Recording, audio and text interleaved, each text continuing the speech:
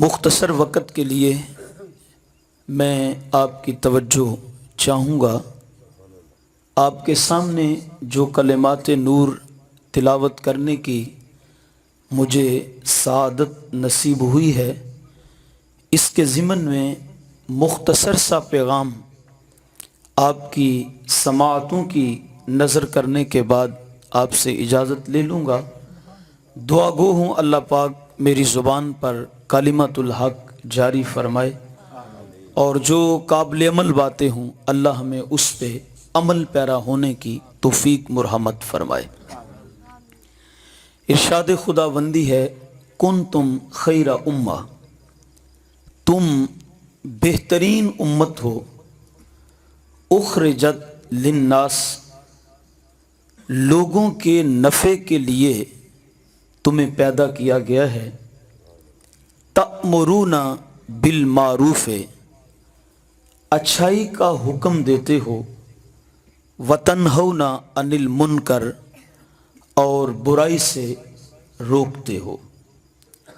اس امت کو خیر امت کہا گیا ہے تو ایک وجہ تو واضح ہے اس امت کو خیر امت کہنے کی، اور وہ یہ ہے کہ ہمارے آقا نعمت صلی اللہ علیہ وسلم چونکہ تمام انبیاء کے سردار ہیں، تو جو حضور کی امت ہے وہ تمام امتوں کی سردار ہے۔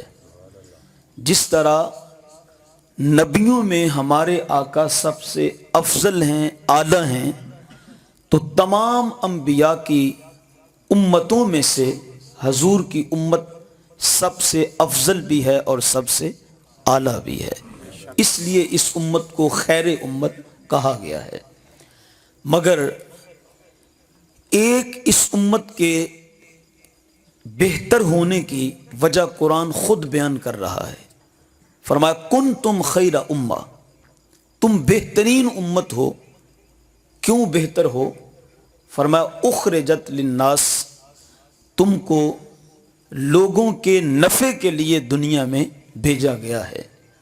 حضور کی حدیث پاک ہے، خیر الناس من ینفع الناس، فرمایا لوگوں میں بہترین لوگ وہ ہوتے ہیں جو لوگوں کو نفع دینے والے ہوتے ہیں، جو لوگوں کو بھلا کرتے ہیں، ان کو نفع دیتے ہیں، ان کی مشکل کشائی کرتے ہیں، ان کی حاجت روائی کرتے ہیں۔ فرمایا وہ اس دھرتی پہ بہترین لوگ ہوتے ہیں۔ کرو مہربانی تم اہل زمیں پر، خدا مہرباں ہوگا عرش بری پر۔ تو بہترین وہ ہوتے ہیں جو اللہ کی مخلوق کا بھلا کرنے والے ہوتے ہیں۔ اچھا کوئی سکول بنا دے یہ بھی بھلا ہے، کوئی سڑک بنا دے یہ بھی بھلا ہے، کوئی راستوں کو ہموار کر دے، صاف کر دے، یہ بھی مخلوق خدا کا بھلا ہے۔ کوئی ہسپتال بنا دیتا ہے اور مفت ادویات فراہم کرتا ہے، کسی کا علاج معالجہ مفت کیا جاتا ہے، تو یہ بھی بھلا ہے۔ مگر سب سے بڑھ کر بھلا کسی کا یہ ہے کہ آپ اس کی آخرت کو سنوار دیں۔ دنیا کا بھلا بھی بھلا ہے، مگر یہ عارضی ہے، یہ دائمی نہیں ہے، مستقل نہیں ہے۔ مستقل بھلا کسی کا یہ ہے کہ آپ اس کا بازو پکڑ کے اس کو صراط مستقیم پر لگا دیں، آپ اس کی آخرت بنا دیں۔ کسی کا بھلا ابدی اور مستقل بھلا یہ ہے کہ آپ اس کا بازو پکڑ کے اس کو جنت کی راہوں پہ ڈال دیں، اس کا بازو پکڑ کے اس کو دین کے رستوں پہ لگا دیں۔ تو فرمایا کنتم خیر امہ، تم بہترین امت ہو، اخرجت للناس، اس لیے کہ تم کو لوگوں کو نفع دینے کے لیے دنیا میں بھیجا گیا ہے۔ تامرون بالمعروف، اچھائی کا حکم دیتے ہو، وتنہون عن المنکر، اور برائی سے لوگوں کو منع کرتے ہو۔